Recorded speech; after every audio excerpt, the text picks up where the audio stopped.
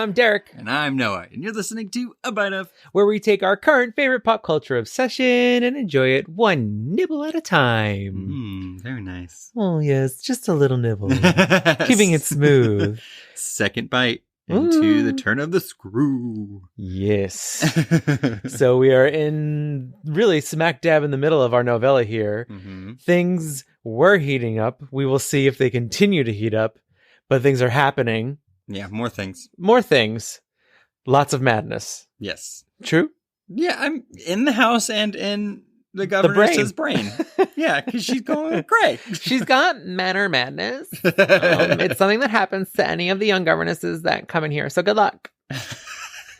We love you.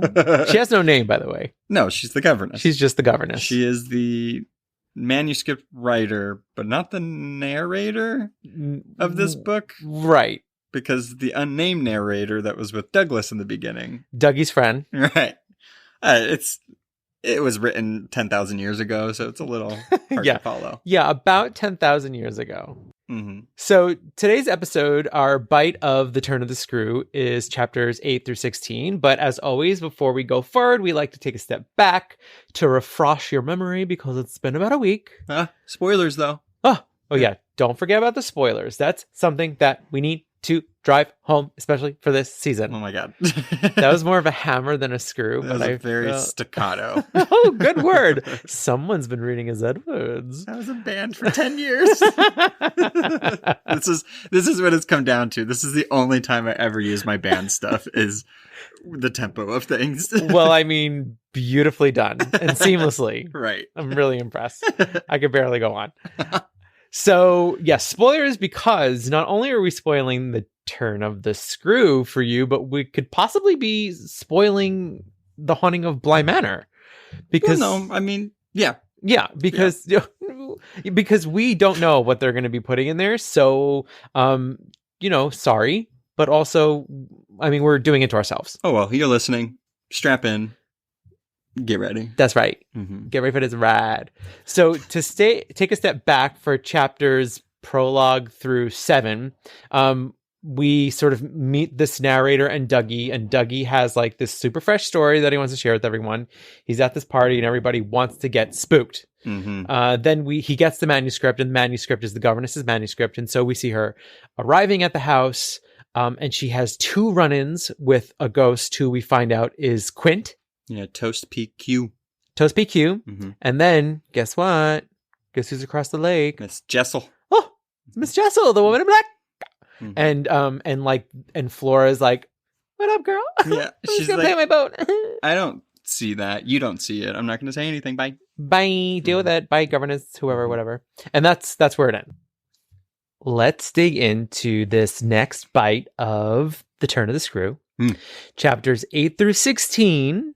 Quite a bit, but like Noah said before, they're short. And I just want to preface this with something. I feel like I barely understood what was going on. It's challenging a little bit, only because of the language. Yeah. It's very old. Austere. Right. Yeah. And so there's a lot of... I feel like the governess talks in circles quite a bit. Sure. And it's a weird, her reflecting, but also talking in the present tense. Yeah. So it's very odd. There are definitely time jumps in when she's speaking. And there's just something about it. I thought I really had a grasp on it for episode 1. Like, I felt real confident in myself. I'm like, look at you. So smart. And now I'm like, maybe not. Right. So I feel like if my chapter summaries seem a little vague, it's because that's what I barely grasped going on. Great. So good luck. So chapter 8, after some digging, the governess finds out Miles is a brat and that the kids were besties with ghosts when they were corporeal beings. And still to this day. Right. So in this chapter, she's just seen the woman at the lake. And she has another one of these tizzies in a locked room with Mrs. Gross. And she's like, oh! They always lock themselves in a room to freak the fuck out. Exactly. When it only seems like so far in this story, I have not yet seen the old pony or the old groom. Where? but there's only these 2 kids. Yeah, there's 2 kids, these 2 ladies who just keep screaming in other rooms. And pantries and stuff. They go to the schoolroom, the pantry, they'll go to her bedroom every once in a while, and they're just freaking out. And Mrs. Gross is always just standing there, and the governess is just like throwing herself against the walls constantly. Yeah, there's literally a part where she says she tossed herself about. I just had the best visual. I started laughing. Yeah, so this chapter, what it seems like is she's trying to convince Mrs. Gross that the children are in on it. Yeah. Or something nefarious is happening because the children know about PQ and Miss Jessel. Mm-hmm. And she's saying either PQ and Jessel want to destroy them so that way they can keep going about their devilish ways. Yeah, demonic. Or they're influencing these 2 kids to do terrible things, even though nothing really bad has happened so far. No. The governess has just seen some ghosts and some creepy things, but nobody's, well, I mean, people have died, but like nobody's died there with or her. In front of her. Yeah. Right. And so she's trying to like dig, like Mrs. Gross is very, very, very, very, very protective of the kids. And, you know, we see this throughout where the governess also becomes very protective of them, but Mrs. Gross like doesn't like to let a lot of information out about them. Mm-hmm. And so when she's, the governess is talking to Mrs. Gross, she's like, come on, like, why did he get kicked out of school? Like something is up with him. There has to have been a time when he wasn't good. And then finally Mrs. Gross is like, oh my God, you know what? Maybe. Well, that's the weird part is, and I know this is part of the narrative and I know stories have to do this because there would be no mystery behind, you know, how is this angelic boy Miles getting kicked out of school, which they have yet to even talk to Miles about and anybody else. And it's just, you know, Mrs. Gross and the governess talking about this. And for some reason, they're still, I guess, freaking out about what to do when he's expelled. You can't do anything, I guess, you know? So it's funny that it's this weird secret and also mystery when like, it's not that big of a deal. I don't think. Chill out. Right. Now, is this also when Mrs. Gross tells the governess that the kids had like relationships with these 2? Yeah, essentially she lets it slip, or she finally lets it be known that they were attached at the hip. That Flora was she was always with Miss Jessel and Miles was always with PQ. Yeah. And it turns out that Jessel and PQ had some type of intercourse and I'm only using intercourse in the way that they use it in the story, not literal intercourse. But, you know, you be you. You do you. But the thing is that Mrs. Gross sort of lets out that when Miles is with PQ, that like they were like up to nefarious deeds. Yeah, because I just feel like they didn't trust PQ. Mm-hmm. Peter Quint. Yeah. And they felt like Miles might have been a bad influence. But I guess we'll see if Miles was actually the bad influence and not PQ. Whoa. Mm-hmm. Whoa. Mm-hmm. Mm-hmm. And so this is pretty much this chapter is just them kind of having this conversation and figuring out, like, the governess is sort of collecting pieces of their past to put together this puzzle of these sort of poltergeists. Right. On to chapter 9. The kids do real good at lessons, and a candle goes out and a figure enters. Yeah. So the governess is like, I don't want to bring this up in front of them. Yeah, so that's the weird part to me, is that she is battling with, I guess, dealing with, okay, these kids are crazy. There's crazy stuff going on here, but she still has this need to protect them. Mm-hmm. She still feels that, you know, that spell that she was talking about, the wanting to like take care of them, wanting them to love her. But in the inside, and when she has her little powwows with Mrs. Gross, she's like, they're Satan. They're the devil. But she says this thing. It says, I perhaps came across traces of little understandings between them by which one of them should keep me occupied while the other slipped away. Mm. So she thinks that there's like, that's the thing. She's very conflicted. She loves them, but at the same time, she's like, they're trying to fuck with me. Right. And I feel like a lot of this, because we haven't seen them do anything wrong. The only thing that we've seen them so far do is when Flora saw Miss Jessel, the apparition of Miss Jessel, and just acted like nothing happened. Mm-hmm. That was like the most suspicious thing that these kids have done. But I feel like the governess without yet having good cause, is super suspicious of them. Yeah. Yeah, and she just doesn't want to talk to them about it. It's very odd. I would have just went right up to him like, have you been seeing these fucking ghosts? Like, can you tell me, like, what's going on? Why are you ignoring the woman in black? Right. Just be honest with me. We've been friends now for about 3 days. Right? She hasn't even been there for that long. And she's already having these very moral sort of conversations about what's right and what's wrong to do in the situation. And what's really interesting, though, is that she also has this kind of back and forth about like, well, the uncle trusts me, but I don't want to say anything, and I don't want to upset. It's like, okay, well, if you're really entrusted into taking care of these children, wouldn't you want to just ask them? Yeah, it's a bit frustrating, and I don't know if it was just like decency or the way to go about things back then, because they're children. So I don't know if she just feels like she can't talk to them about that because somehow they're a direct line to her employer, and it's because they're rich. Well, but she would look mad. Mm-hmm. And, a lot of women back then were being put into asylums and stuff, and there was hysteria. So I guess she might be grappling with that too, even though she's acting crazy. Like, yeah. I feel like you've taken on this book. Me? Yeah. You said intercourse before. You said she'd look mad. I'm trying. You are fully in this world. Bly Manor has taken you over. I love this stuff.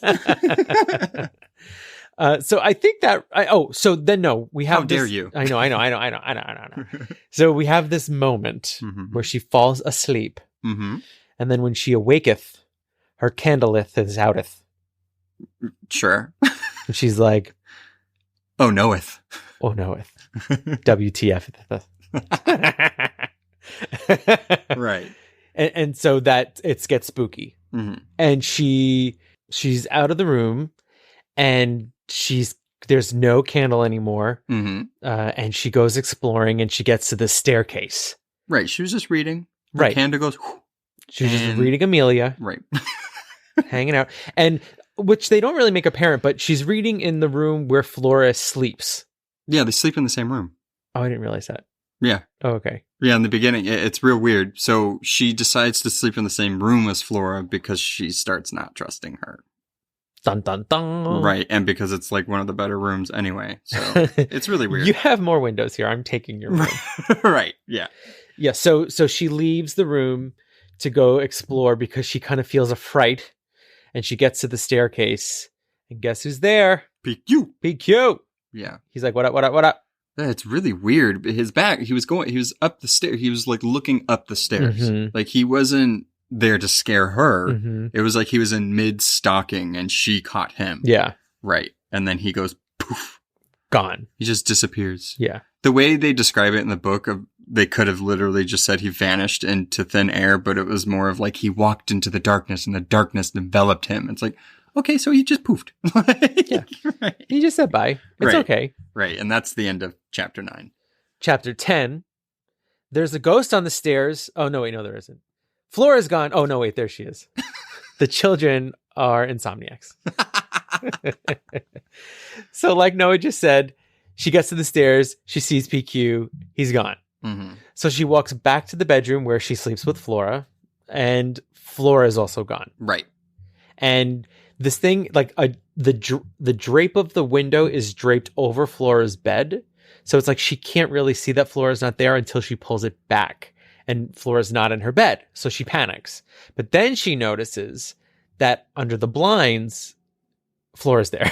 Right, yeah, Flora's at the window, but the curious thing about this is that Flora made it look like she was still in bed. Right. So that's the weird part about this. And so there's like this whole like weird thing where Flora comes out and she's like, there you are.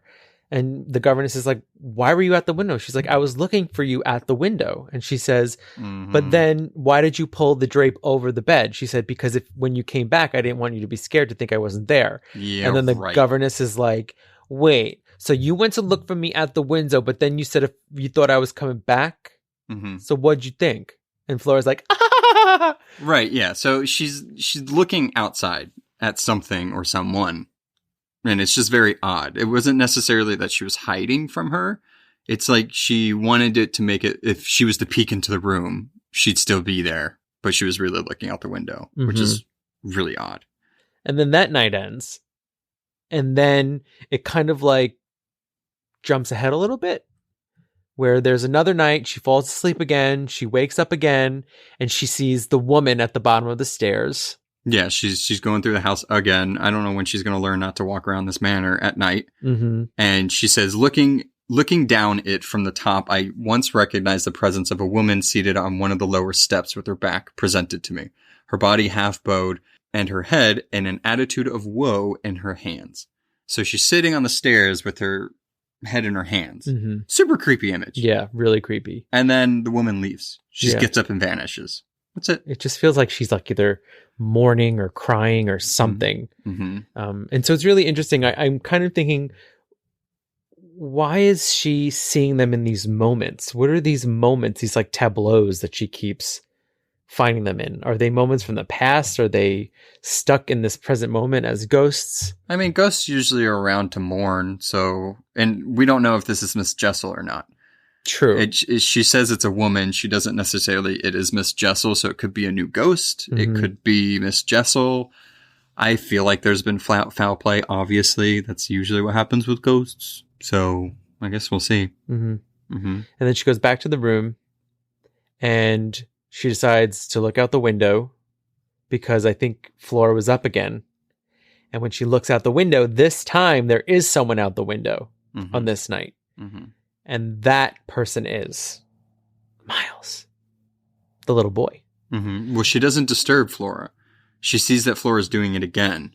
Mm-hmm. And so she looks to see what she's looking Mhm. at. And she was like, there's somebody over there. I need to go check this out. So she leaves the room without disturbing Flora, without like letting her notice what she's doing, and then goes to another lower room to see what she's looking at.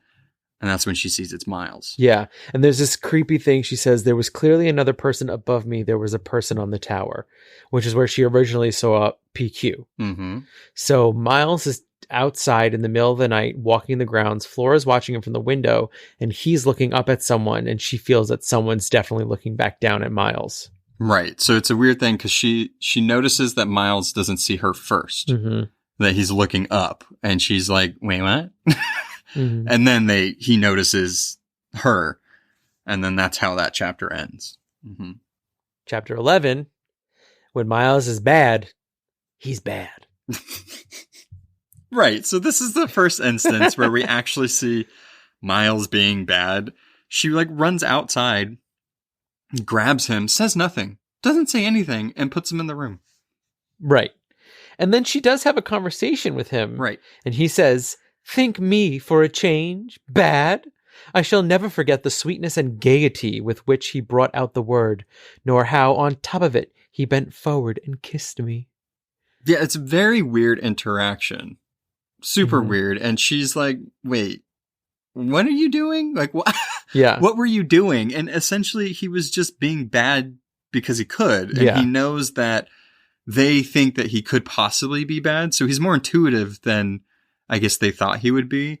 And so he's just like, well, I'm bad because I can be bad. He Wasn't says, it funny? at midnight, when I'm bad, I am bad. Right. That's a quote. Right. He says that. Yeah. And so it's just like she's just sort of taken aback by this because he's saying straight to her face, I'm being really bad. But he's saying it with like, he's saying it jovially and he's kidding around and he kisses her. And it's like, he's kind of really toying with her at this point in time. Mm-hmm. And she's getting really freaked out by it. Mm-hmm. Yeah. And she wants to know why he went out. Mm-hmm. And then that's when he's just like, it was a joke. Wasn't it funny? I can be bad for bad's sake. And so she's like, okay, cool. Don't do that. I guess. And that was the whole chapter. It was Yeah. essentially she grabbing him, putting him back in the room. And he's like, psych, I can be bad if I want. We'll see later. Mm-hmm. Chapter 12. The governess thinks the kids are in cahoots with the ghosties. Reasonable. So again, this is like another one of our like flip out moments. She's very in her head. After this whole thing with Miles and Flora watching him, she's like, something is going on. They know what's happening and they're just not telling us. There was this funny interaction because usually when something crazy happens, she goes to Miss Gross to confide in her and talk about it and gossip or whatever. And and the governor says, for the love of all evil that in those dreadful days the pair put into them, And to ply them with the evil still, to keep up the work of demons, is what brings the others back. And then Mrs. Gross says, laws! Laws! I don't know what that means. Laws! I'm like, did she mean lies? Laws. Laws. Laws. Lies. Laws. I don't know. That's how my mom would say it. Laws. Right. And so she's essentially saying that there's some like evil circle thing going on, that like the reason why the ghosts are back is because they're being evil, but the evil needs to be here because the ghosts want it. So it's this weird, I guess she's assuming that they're feeding off of each other type of thing. Yeah. Yeah. And, you know, you don't know if it's because the children are just innocent and they see their old friends, so they're just playing with them, or if they're being dubious. Right, right. And she essentially keeps going on with this rhetoric that the ghosts want to kill the children. Right. That she's like, we have to protect them. It's this weird back and forth she keeps doing before, like, she pretty much doesn't like the children, or she thinks they're in cahoots and they're bad. But then she keeps flopping over to this thing of like, the ghosts are bad and the children are innocent. We have to protect them at all costs. And it's like, okay, can you just like talk to them? Talk to somebody? Because like, you're driving me crazy here. Or pick a side, lady. Right. Which is it? Right. Team Toast or Team Children? God. She's torn. Right. She's torn. The thing is that I feel like if you see ghosts, you're scared. But there's something about the way the children are acting with the ghosts. The fact that they're not scared is what's making her think that something's up. Right. And I believe at this point too, Miss Gross has the good idea of, or somebody has the idea of writing to the uncle. Mm-hmm. But they're more conflicted on why to do it, or at least the governess is, because Mrs. Gross is like, why? To tell him that the kids are mad? And the governess is like, but what if I am? Is that what you mean? So she seems a little paranoid. And now it's like, oh, okay. So you don't want to talk to big Mr. Moneybucks. Mr. Uncle Right, on his right. faraway land. Right. Yep. And that's where that chapter ends. Chapter 13. Things are a tad awkward at the manor. The governess is waiting for something to happen, but nothing does. Yeah, that's this whole chapter. It's very short. It's like 4 pages. Mm-hmm.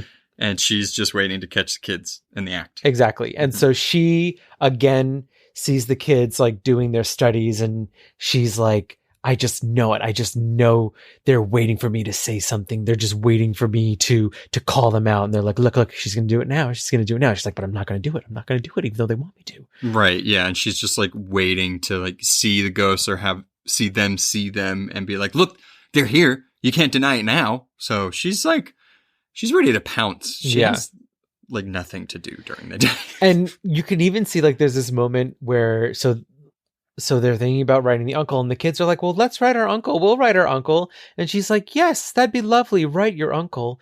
But then she says, you know, in her mind, she says, but what they don't know is that it's just an exercise for class. Like, I'm never going to send these letters to their uncle. Oh, right. Yeah. So she's like toying with them as well. Like, she's trying so hard to catch them in the act of something that she's just sort of like yesing them to death and then being like, you wish, suckers. Yeah, there's a point, and I had mentioned this earlier, where she gets so frustrated that she's like, I flung myself about, but I always broke down in the most monstrous utterance of names. So she's just like going crazy because she's so frustrated on what to do and what's happening that she's just throwing herself around in a pantry and screaming monstrous names. What we don't know is that this is actually Alice Cullen's origin story, and it's the kids that drove her insane, and then they put her in an asylum. Oh, there you go. And then she got vampired. You found a way to connect this season to our last season.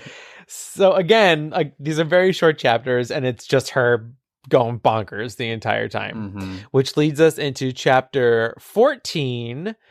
On the way to church, Miles toys with the governess. Where the heck is Uncle? Right. So they're going to church. It's Sunday. Mrs. Gross and Flora are walking ahead, and Miles is like, so when am I going to go back to school? And she's like, Yeah, and this is where I just realized. So this is where you realize, like, oh, he doesn't know. Yeah, he thinks he's just home for the holiday. It's so weird. Like, were you just not going to tell him? Like, she does this thing where she's like, well, like, isn't here, like, what can you learn there that you can't learn here? Mm-hmm. And he's like, I like school. You want me to follow your dumb ass? You're crazy screaming in closets. I don't want to talk to you. Jesus.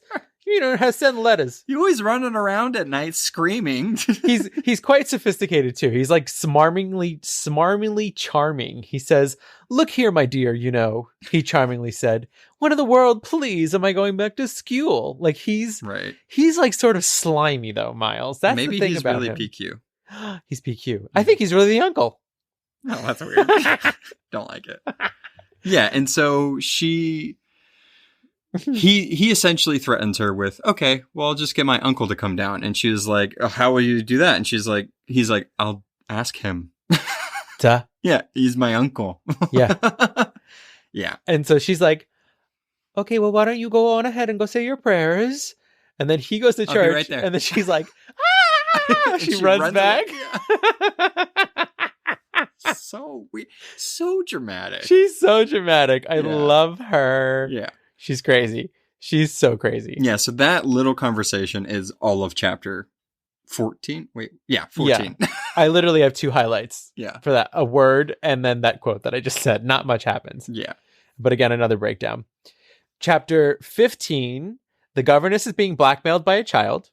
She rushes to the manor only to discover someone is sitting in her seat. Whoa.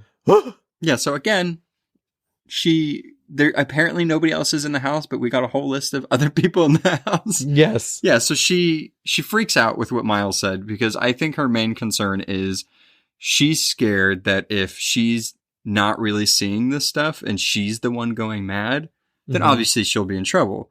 But then also, if the kids are seeing this stuff and the kids are Satan's children, she loves them for some weird reason. She's very, protective of them. So she's just super conflicted on what to do. And then she also doesn't want to bother the uncle because it's her whole job. She's supposed to take care of everything. Yeah. And I think it's so interesting that she's so conflicted with this. And there's these scenes of like, she even discusses it, like how much they kiss each other. Like she's always holding them and cuddling them and kissing them and caring for them. And then at the same time, she thinks they're like murderers.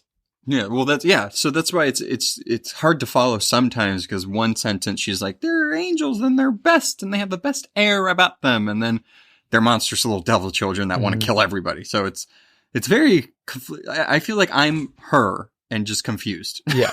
We're all confused. Yeah. So after Miles sort of blackmails her and threatens her, she tells him to go to church. She runs back to the house. She's like, well, I'm going to leave. Yeah. She's like, this is now the best time to deal with this and just leave. They'll never be able to find me. What lays is lays. Like, done. So she runs around the house. She runs to her bedroom, and then she remembers that she has some things like in different rooms of the house. So she goes to the schoolroom, and when she opens the door, she says, dark as midnight in her black dress, her haggard beauty, and her unutterable woe, she had looked at me long enough to appear to say that her right to sit at my table was as good as mine to sit at hers. And that she might be the intruder. Right. Right. So Ms. Jessel is laying claim to her territory and be like, who are you? This is my desk. I work here, bitch. Look at the initials carved into it. Mine. Okay. MJ, Miss Jessel. Love it. And so she's spooked. Yeah, of course. I would be too. And now she's like alone with this woman. And Miss Jessel is always just like very languidly existing in these moments. Like she's like, God, I was just swimming. She's I was like, just here sitting. I am. Yeah, just trying to get some fresh air by the lake. Another time, I'm just trying to de-stress from dealing with these kids sitting on the stairs. Bitch, they're finally at church. I can rest. And here you are, barging in. Right. What if I was naked? Yeah. And she's screaming, you terrible, miserable woman. Yeah, that's the first thing she says to her. And that's very rude. Rudeness. Rude. What if, like, she was the victim? Come on. Hello, Miss Jessel. I'm the person who's taken your role here. I'm the governess. Can I help you with TG. Right. Yeah, and that's that chapter. Again, that's it. So that leads us into our final chapter of this bite of, which is chapter 16. Whose side is Mrs. Gross on anyway? I guess it's time to write Uncle Dearest. Right. So this is also weird, the way this was written. And I feel like we have a case now of a not reliable narrator. Oh, I love an unreliable narrator. I do too. I do, because it messes with you, really fucks with you. And so the conversation that her and Jessel had, you don't know they had a conversation until Mrs. Gross comes back with the kids. And then she tells her that she had a conversation. Why was that not written? It's really odd that the conversation that she had with this ghost, finally, is not said until she talks to Mrs. Gross, because then she can say whatever. Oh, you're telling me it happened off the page? Right. I don't think so. Right. Yeah. And it was funny, too, because the kids were like, where did she go? I guess, if that's best for her, we need to do everything that's best for her. Well, that's what's funny is that Mrs. Gross comes back and like the governess is like, aren't you curious why I wasn't at church? And like Mrs. Gross is like, well, the kid said not to bring it up. And she's like, well, what do you mean? She's like, well, they just figured that we shouldn't talk about it because you lost your mind there. Yeah. So the kids are kind of like the parent figure in this, and the governess is crazy. Yeah. And poor Miss Gross, she doesn't seem to be very well read. No. And she's very sweet and goes along with all of the governess's bullshit. So, poor Miss Gross. I stand Miss Gross. Yeah, Miss Gross for the win. And finally now, it's like it's gone too far. I'm about to sneeze. I'm holding my nose. I'm like, they can hear the difference in the nasal. If I pinch the bridge of my nose, then I won't sneeze. It's like cartoons. Anyway. God. I lost my mind. I've become the governess. And you are my Mrs. Gross. Yay. So then they finally, she's like, fine. Okay, look, we have to write him. We have to write him. And she's like, but I can't write him. So you have to write him. And then she's like, oh wait, you can't write. So I'll write him. Yeah.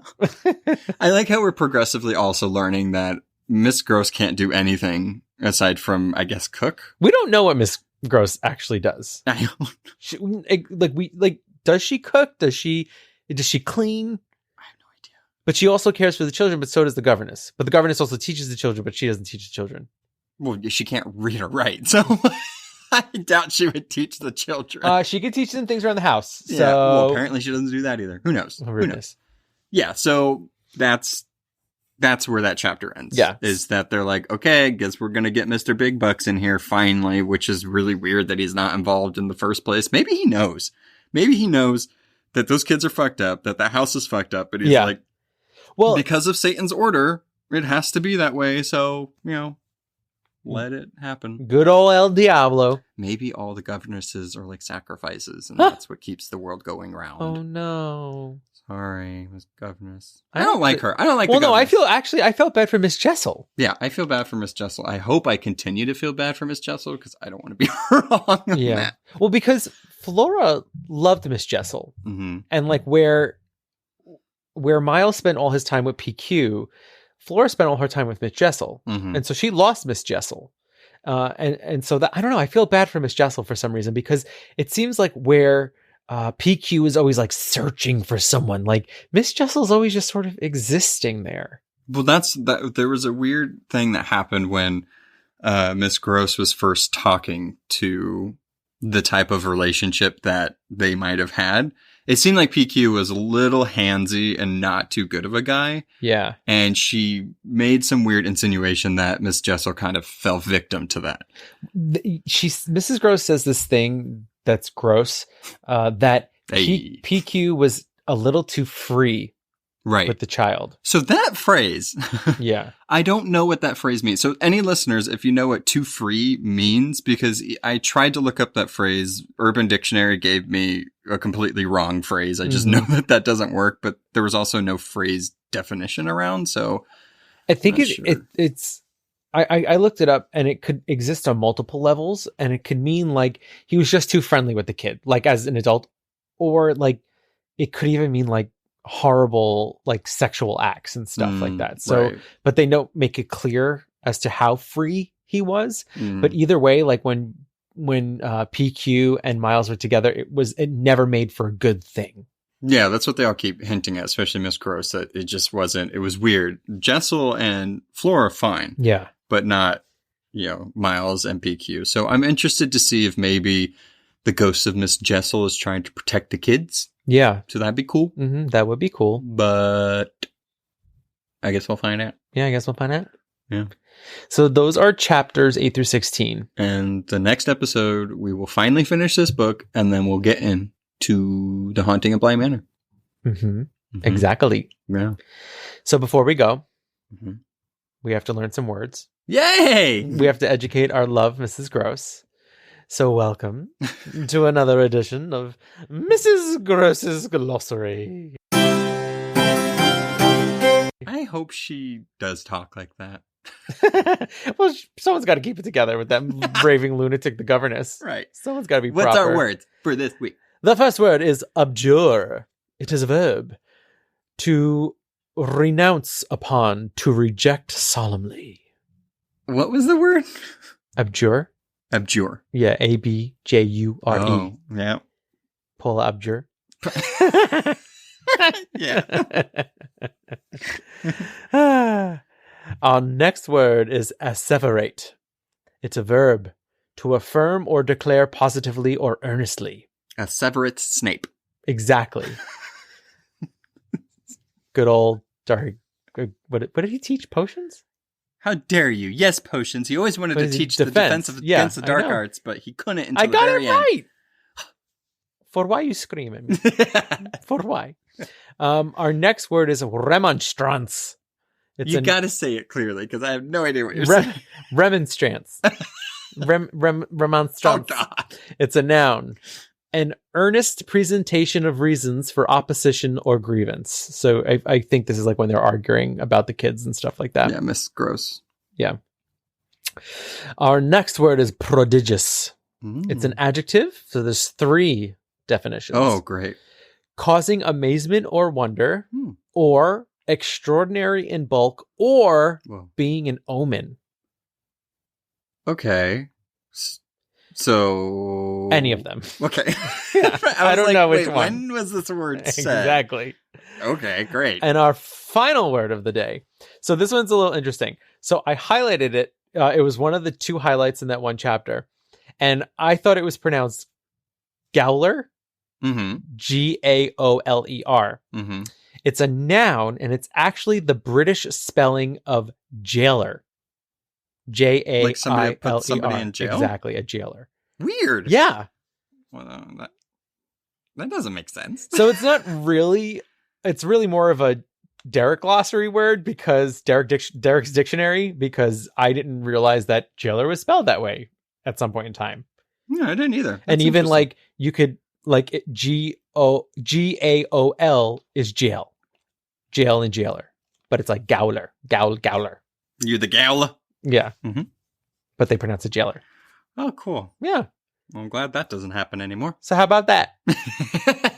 We truly learned something in this episode of A Bite of. We did. So see you next time. Bye. Thanks for listening to A Bite of. Artwork and editing by our own Noah. Be sure to subscribe and follow us on Instagram at A Bite of Pod and on Facebook at A Bite of. If you have questions, recommendations, or just want to say hi, you can email us at abiteofpod@gmail.com. You can find us on all podcast platforms. Please be sure to rate and review to spread the word. Hope you join us next time on A Bite of. Bye!